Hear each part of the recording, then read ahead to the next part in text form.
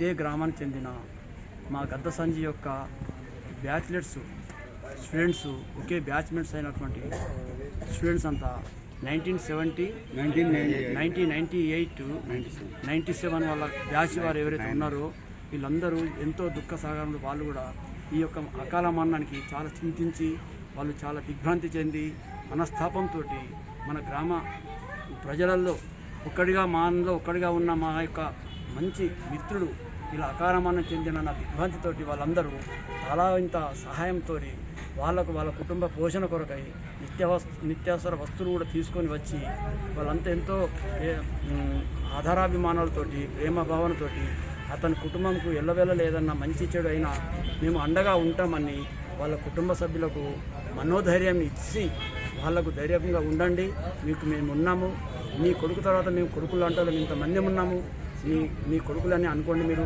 అని వాళ్ళకు మంచి ధైర్యం ఇచ్చి వాళ్ళకి ఈరోజు వాళ్ళ కుటుంబం సరిపోయే సరుకులు తీసుకొచ్చి అలాగే నగదు రూపంలో ఏమీ లేకున్నా దగ్గర 20,000 రూపాయల లోపల తీసుకొచ్చి 20,000 వరకు వాళ్ళు 20,500 రూపాయలు నగదు తీసుకొని అందులో నుంచి వాళ్ళ కుటుంబం సరిపోయేంత నిత్యావసర వస్తువులు తెచ్చి వాళ్ళు వచ్చి మాకు పరామర్శించి పోయిన దానికి మేమందరం వాళ్ళకు ఎల్లవేళలా మేము రుణపడి ఉంటామని మేము అనుకుంటున్నాము. ఆ దేవుడు వాళ్ళకు సల్లంగా చూడండి, వాళ్ళ కుటుంబ సభ్యులందరికీ సల్లంగా ఆయురారోగ్యాలు. మా చిన్ననాటి మిత్రుడు గద్ద సంజు అకాల మరణానికి మేమందరం ఎస్ఎస్సి బ్యాచ్ తరఫున తీవ్ర దిగ్భ్రాంతికి గురవుతున్నాం. ఇది చాలా బాధాకరం. మా తోటి మిత్రుడు చిన్ననాటి మిత్రుడు అయినటువంటి గద్ద సంజు వారి మృతి పట్ల మాకు చాలా బాధ వేస్తుంది. ఆ బాధకు అకాల మరణానికి మేము చింతిస్తున్నాము.